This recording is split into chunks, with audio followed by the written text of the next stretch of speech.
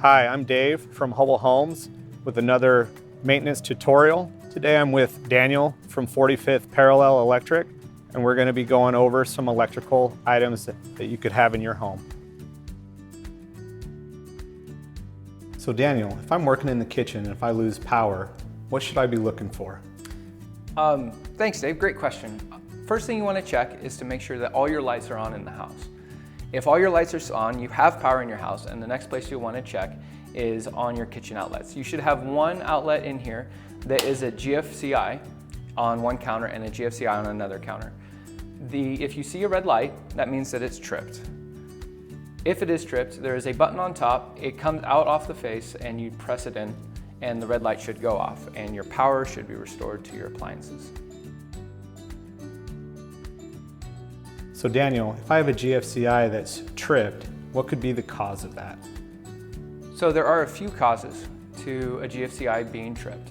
The most important thing to note is that GFCIs are meant to protect you from getting shocked by your appliances. So if a GFCI is tripped, the primary cause is a faulty appliance, if something is wrong with the appliance.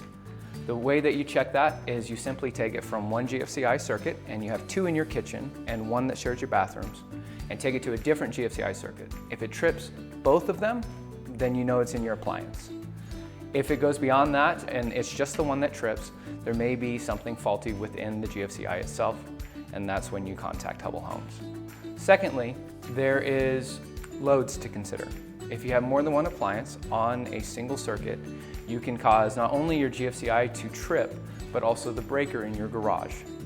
So if you have two toaster ovens and they're rated at 15 amps a piece, these are only rated for 20, and you will cause your breaker to trip. Maybe not immediately, but after a couple minutes of use, it could definitely trip that breaker.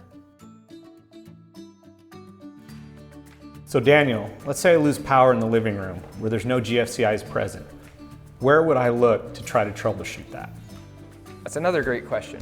If there's no GFCIs present in the area you're in your house, the only place to check is at your breaker panel. Again, you'll want to make sure that the rest of the house has power if you just look to another room and you see lights on. Then you come into your garage and look inside your panel.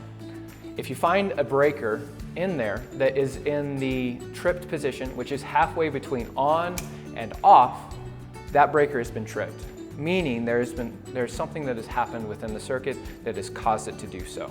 So once you have found a breaker that has been tripped, you'll want to reset it. To do so, you'll need to turn the breaker to the off position first before returning it to the on position towards the center of your panel. If you try to just reset it by pushing to the on position, it will simply stay in the tripped. So Daniel, a lot of our new homes use LED bulbs versus incandescent bulbs. What are some of the differences between those two? The primary difference between LED and incandescent is that LEDs use microchips inside of them to power. They use a fraction of the energy cost that an incandescent uses. And unlike an incandescent, which could be on one day and off the next, LEDs during the end of their life cycle will flicker and dim and do all kinds of crazy things because of the microchips inside. If you have a bulb that is starting to flicker or having a hard time staying on, simply replace it with a new one and see if that fixes the issue. Daniel, thanks for your time for educating us today, and please stay tuned for more maintenance tips and tricks.